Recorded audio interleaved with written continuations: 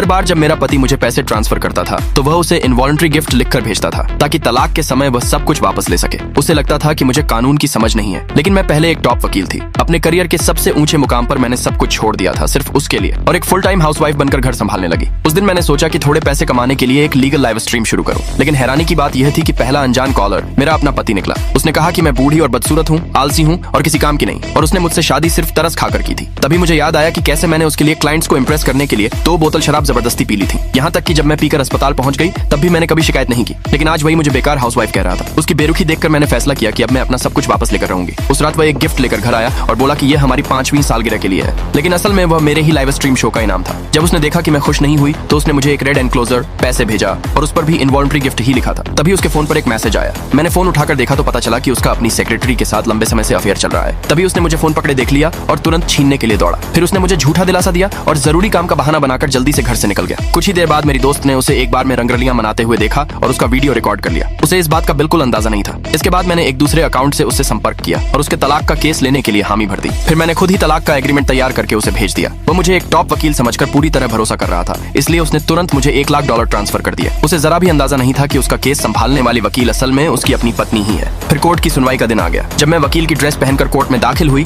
तो उसकी सेक्रेटरी को यकीन ही नहीं हुआ कि मैं वकील हूँ। वहीं मेरा पति मेरा मजाक उड़ाने लगा कि मैं तो वकील रखने की हैसियत भी नहीं रखती। लेकिन मैंने उससे कहा बस इंतजार करो। जब हम बैठे तो उसे वकील नजर नहीं आई, इसलिए उसने तुरंत फोन करके पूछा कि वह कहाँ है। अगले ही पल मैंने उसका फोन उठाकर उसके सामने दिखा दिया। अगले भाग के लिए नीचे कमेंट में यस लिखे।